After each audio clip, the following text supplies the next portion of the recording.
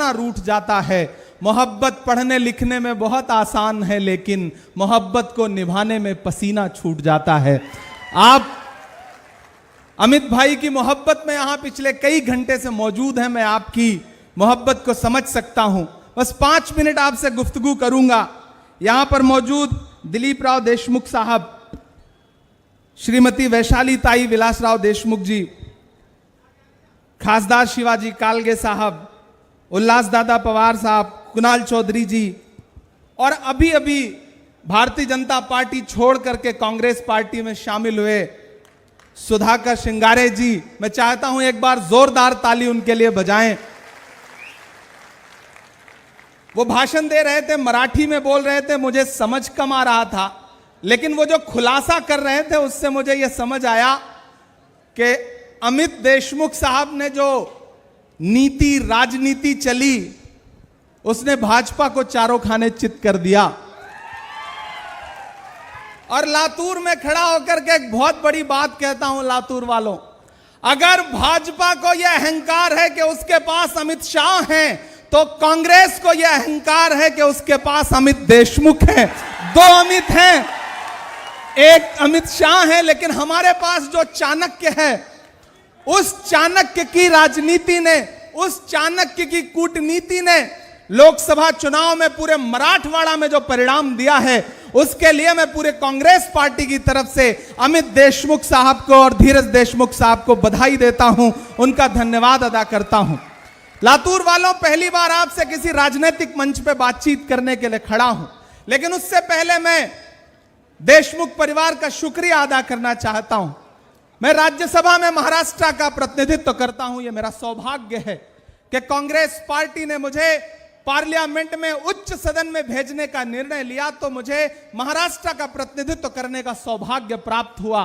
तो मैं आज यहां यह धन्यवाद अदा करने आया हूं अमित भाई का और धीरज भाई का, कि अगर मैं देश की सबसे बड़ी पंचायत में राज्यसभा में बैठता हूं तो लातूर के इन 2 मतों की वजह से बैठता हूं।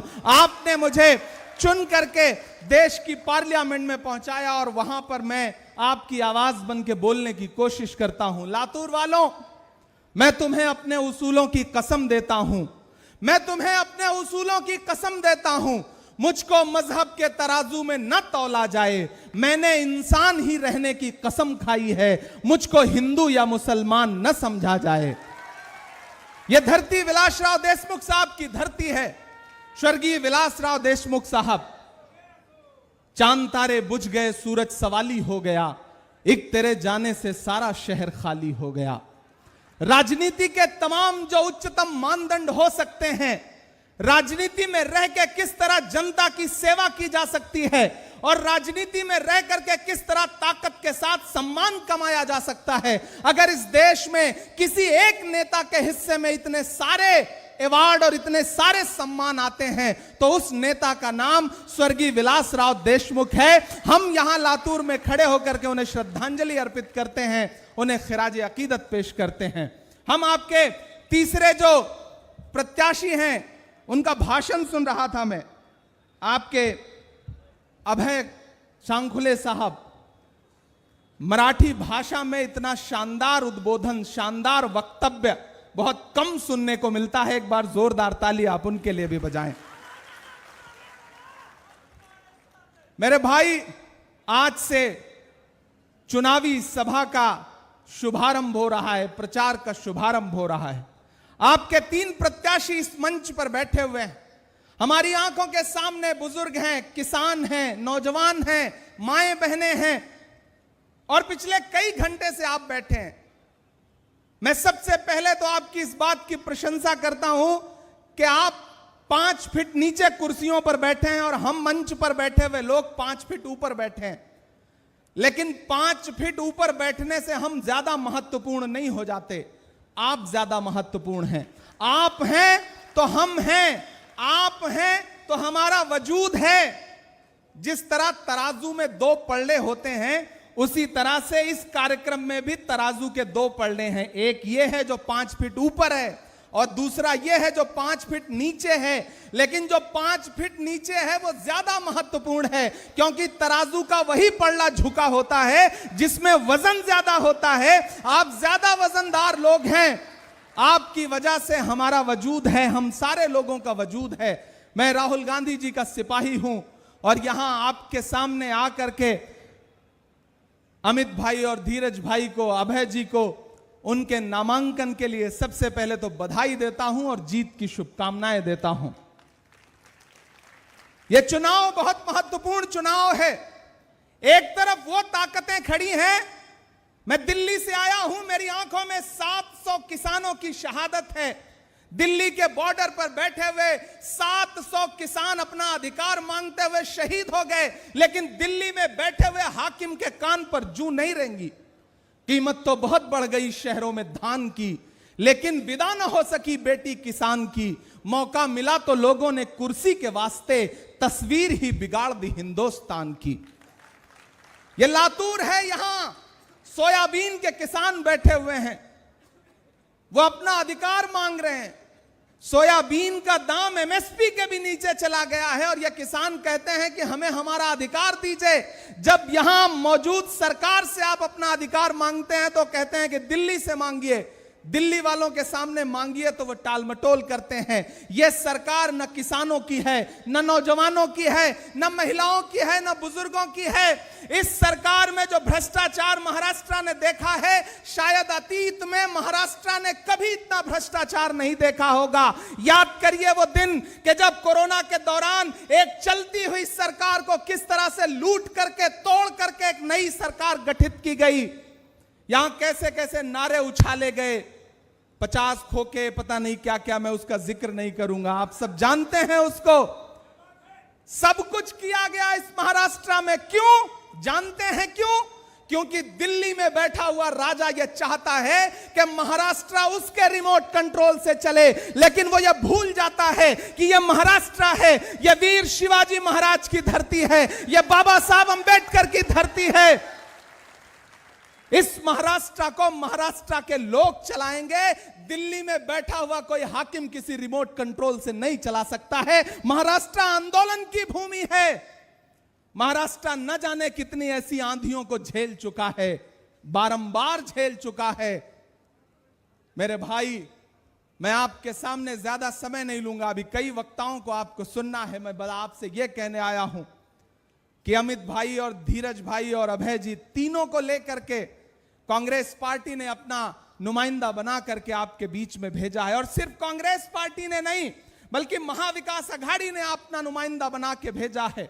यहां शिवसेना उद्धव साहब ठाकरे के गुट के तमाम साथी बैठे हैं, एनसीपी के तमाम साथी बैठे हैं, शरद पवार साहब के लोग यहां बैठे हैं। हम सबका स्वागत करते हैं।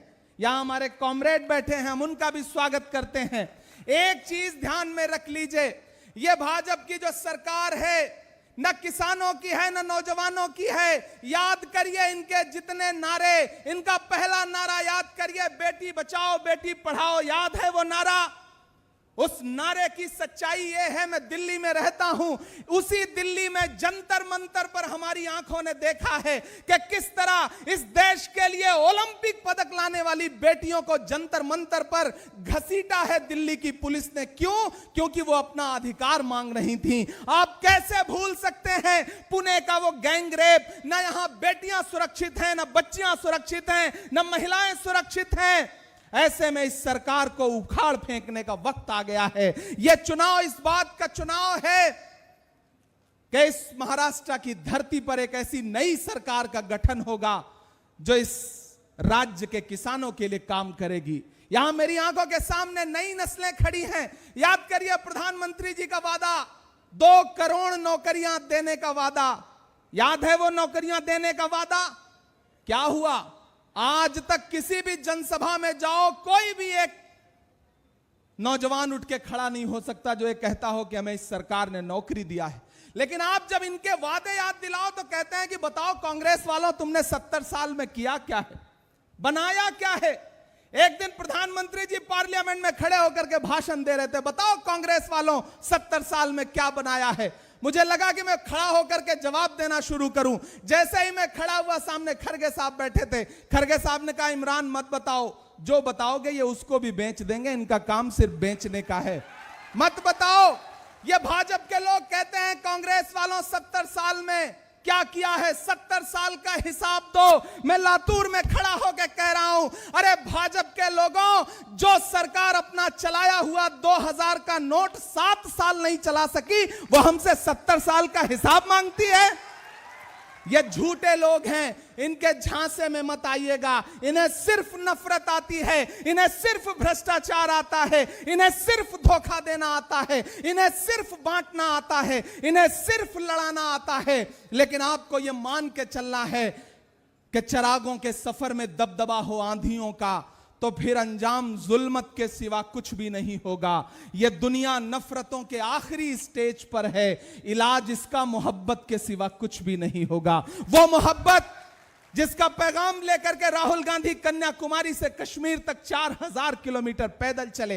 अमित भाई हो, धीरज भाई हो, हम सारे लोग चले हैं उनके साथ। हमने देखे हैं उनके पांव के छाले। यहां मीडिया के लोग मौजूद हैं। जब राहुल जी भारत जोड़ो यात्रा में, भारत जोड़ो न्याय यात्रा में चलते थे, तो लोग मुझसे कहते थे, इमरान साहब आप सियासतदान बाद में हैं, शायर पहले हैं, आप क्या कहते हैं राहुल गांधी को चलता हुआ देख करके। तब मैं कह देता था कि जो हर जालिम से टकराएगी वो आंधी बनाऊंगा, जो हर जालिम से टकराएगी वो आंधी बनाऊंगा। नए अंग्रेज आए हैं, नया गांधी बनाऊंगा।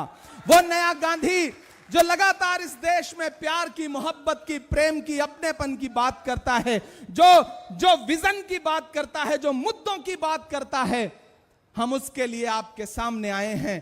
और उन्हीं राहुल गांधी ने अपना नुमाइंदा बना के भेजा है। मैं अमित भाई को बैठ करके बहुत देर देख रहा था, उन्हें सुन रहा था, और कई बार मुझे ऐसा लगता था कि मैं अपनी आंखें बंद कर लूं, पलकें बंद कर लूं, तो यह फर्क खत्म हो जाएगा कि अमित देशमुख साहब बैठे हैं या स्वर्गीय विलासराव देशमुख साहब बैठे हैं। लातूर वालों, इस परिवार से आपका एक जज्बाती रिश्ता है और मेरा भी एक जज्बाती रिश्ता है, क्योंकि मैं जब यहां राज्यसभा का चुनाव लड़ने के लिए आया तो दोनों भाइयों ने आगे बढ़ के मुझे गले से लगा के कहा था कि इमरान तुम हमारे भाई की तरह हो, तुम यहां से चुन के जाओगे, जाकर के देश की राज्यसभा में खड़े होना और महाराष्ट्र के मुद्दों पर बात करना। मैं आपको आश्वस्त करता हूं, आपको यकीन दिलाता हूं, आप मेरे पार्लियामेंट के भाषण उठा के देख सकते हैं। मैं पैदा भले महाराष्ट्र में नहीं हुआ हूं, लेकिन जब देश की पार्लियामेंट में खड़ा होकर के महाराष्ट्र के मुद्दों पर बात करता हूं तो मुझे ऐसा लगता है कि जैसे मैं महाराष्ट्र के कण कण से बना हूं, मेरा वजूद ही इसी महाराष्ट्र से बना हुआ है। मैं डरा नहीं, मैं झुका नहीं, कहीं छुप छुपा के खड़ा नहीं।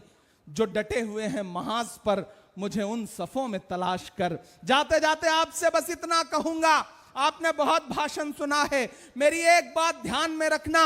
महान बादशाह सिकंदर ने यूनान फतेह किया, यूनान जीता। जीतने के बाद वो जीत का जश्न मनाने के लिए शहर की सड़कों पर निकला।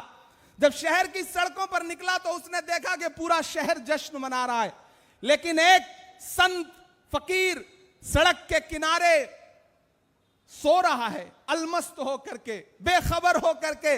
सिकंदर को गुस्सा आया, सिकंदर अपने घोड़े से उतर के उस फकीर के पास गया, उसे सोता देख करके उसे एक जोर की लात मारी और लात मार के कहा कि क्यों रे फकीर, मैंने शहर फतेह कर लिया, शहर मेरे जीत में जश्न मना रहा है और तू सो रहा है। उस फकीर ने उनींदी आंखों से सिकंदर को देखा और देख करके कहा, आपकी तालियां उठेंगी इस बात पर। उस फकीर ने सिकंदर को देखा और देख करके कहा कि शहर फतेह करना बादशाहों का काम है, लेकिन लात मारना गधे का काम है। क्या ईश्वर की कायनात में, खुदा की दुनिया में इंसानों की इतनी कमी हो गई जो उसने बादशाहत एक गधे के हाथ में सौंप दी? लात तो हमको आपको भी पड़ी ना। 2016 में एक दिन हम आप घर पे बैठे थे, टीवी पे एक चेहरा नमूदार हुआ और उन्होंने कहा, भाइयों बहनों, आज से सारे नोट रद्दी। नोटबंदी की लात पड़ी। यहां माएं बहनें बैठी हैं, आपने अपने पल्लू में बांध करके, आपने रसोई में चावल के डिब्बे में, आटे के डिब्बे में पति से, परिवार से छुपा करके जो पैसे रखे थे कि परिवार की मुश्किलों में काम आएंगे, उस पैसे को भी निकाल करके यह कहा कि इसे बैंक में जमा करो ताकि अपने उद्योगपति दोस्तों का कर्जा माफ करे। यह सरकार किसी की नहीं है। यह सरकार कई बार जीएसटी लगा करके छोटे मोटे कारोबारियों के कारोबार बर्बाद कर दिए। इस सरकार ने आपसे वादा किया कि आपको नौकरी देंगे, लेकिन आज इस देश में युवा टहल रहा है, बेरोजगार टहल रहा है, नौकरी मांग रहा है, लेकिन इस देश में इस सरकार के पास देने के लिए नौकरियां नहीं है। और नारा क्या है? पकोड़े तलो, चाय बनाओ, पकोड़े तलो। एमबीए किया हुआ बच्चा पकोड़ा तलने के लिए मजबूर हो गया है। यह है इस सरकार की नीति और यह है इस सरकार के पिछले कुछ सालों का काम। मैं आपसे यह कहने आया हूं मेरे भाई कि यह चुनाव बहुत महत्वपूर्ण चुनाव है। इस चुनाव में 20 तारीख को आपको महाराष्ट्र के भविष्य का फैसला करना है। लातूर में जानता हूं कि वो अमित भाई, धीरज भाई, अभय जी के साथ खड़ा है, इसमें कोई दो राय नहीं है, लेकिन आपको महाराष्ट्र के भविष्य का फैसला करना है। और इस झूठी सरकार को, जिसने दलों को तोड़ा, चुनाव चिन्ह छीने, जितना साम दाम दंड भेद ये इस्तेमाल कर सकते हैं वो सब प्रयोग किया और प्रयोग करके महाराष्ट्र की अस्मिता को कुचलने की साजिश की। उसका बदला लेने का चुनाव है ये। 20 तारीख को अपने घरों से बाहर निकलिएगा, जाइएगा। ये जो हाथ का पंजा है, इस पंजे के हाथ में मशाल है। ये जो तीनों चुनाव निशान है, इन्हें याद रखिएगा। हाथ का पंजा, हाथ के पंजे में मशाल, हाथ के पंजे में तुतारी। ये जब तीनों मिलेंगे तो ये भाजपा और महायुति कहां चली जाएगी पता भी नहीं चलेगा। और इसकी शुरुआत लातूर से होगी, क्योंकि लातूर वो भूमि है कि महाराष्ट्र में ये जिस तरफ देखती है, जिस तरफ मुड़ती है, महाराष्ट्र उस तरफ मुड़ता है। अगर चाहते हैं कि स्वर्गीय विलासराव देशमुख साहब की यादों को जिंदा रखा जाए, मैं जानता हूं आपने जिंदा रखा है। कोई उनका नाम लेता था, मैं भाषण बैठ के सुन रहा था, तो आपकी आंखों में जो उनके लिए सम्मान और श्रद्धा आती थी वो बताती है कि उन्होंने पूरी जिंदगी में क्या कमाया है। किसी नेता के लिए इससे बड़ी कमाई कुछ नहीं हो सकती कि उसका नाम भराए। वो दुनिया में है नहीं, लेकिन उसके बावजूद जब उसका नाम आता है तो आपकी आंखों में श्रद्धा आती है। यह सबसे बड़ी कमाई है किसी नेता के लिए। मैं ऐसी बड़ी शख्सियत को सलाम करता हूं और यहां खड़ा होकर के आपका खासदार होने के नाते आपको एक सुझाव भी देता हूं और अपने समाज के लोगों से भी कहता हूं कि भाजपा जब डायरेक्ट लड़ाई में नहीं जीत पाती तो साजिशें करती है। साजिशें क्या करती है? बांटने की। ढूंढ ढूंढ करके अपक्ष के प्रत्याशी खड़े कर दो, कैंडिडेट खड़े कर दो, डमी कैंडिडेट खड़े कर दो, उनको पैसा दो ताकि वोट बंट सके। इस बार वोट मत बांटिएगा, बंटने का नुकसान होता है। महाराष्ट्र को अगर विकास के पथ पर लाना है तो आप सबको एकजुट होकर के महाविकास अघाड़ी के प्रत्याशियों को वोट देना है। अभय जी को, धीरज भाई को, अमित भाई को चुन करके भेजिए। आप जब 20 तारीख को वोट देने जाएंगे तो यह सोच के मत जाइएगा कि सिर्फ आमदार चुनने जा रहे हैं। आप महाराष्ट्र की सरकार के सबसे ताकतवर मंत्री को चुनने जा रहे हैं। और क्या पता मंत्री के इस तरफ कब उप लग जाए, कब मुख्य लग जाए, कोई भरोसा नहीं होता। राजनीति तो इसी का खेल है। तो आगे बढ़िए, 20 तारीख को घरों से निकलिए। और ये भाजपा के लोग जिन्हें लगता है कि वो साजिशें करके कुछ कर लेंगे, मैं यहां खड़ा होकर कह रहा हूं कि मैं आपका खासदार हूं। मेरा आपसे वादा है कि अमित भाई, धीरज भाई, अभय भाई यहां असेंबली में खड़े होकर के आपके लिए आवाज उठाएंगे। 3 चुनिए, एक साथ में फ्री मिल रहा है। 3 आमदार चुनिए, एक खासदार फ्री मिल रहा है आपको। 2 अभी ऑलरेडी आए थे। कालगे साहब ने बहुत अच्छा बोला। माजी भी यहां पे बैठे हुए हैं, सुधाकर जी। तो कुल मिलाकर के ये जो संगम हो रहा है राजनीतिक लोगों का, इसे और बड़ा बनाइए। यहां से जो सदाएं उठेंगी वो पूरे महाराष्ट्र की हवा का रुख तय करेंगी। जिन्हें यह लगता है कि वो यहां साजिश करेंगे और थोड़ा बहुत बंटवारा कर लेंगे, मैं शायर भी हूं, मैं अंत में 4 पंक्तियां सुना के जाऊंगा, क्योंकि हमें अमित भाई को सुनना है, हमें दिलीप साहब को सुनना है, हमें बाकी मेहमानों को सुनना है। मैं तो यहां लातूर में खड़ा होकर शंखनाद करते हुए यह कह के जा रहा हूं कि दायरे में सिमट के आएगा, दायरे में सिमट के आएगा। धीरज भाई इधर आइए, आप अमित भाई इधर आइए। पता नहीं क्यों मेरा मन कर रहा है आप मेरे पास खड़े हो तब मैं ये पंक्तियां पढ़ूं। अबे भाई आप भी आइए, ऐसे काम नहीं चलेगा, अधूरा अधूरा सा रह जाएगा। कि दायरे में सिमट के आएगा, हर रवायत से हट के आएगा, आंधियों को जरा खबर कर दो। यहां से वहां तक अगली पंक्ति पे एक एक हाथ हवा में उठना चाहिए कि आंधियों को जरा खबर कर दो, शेर वापस पलट के आएगा, शेर वापस पलट के आएगा।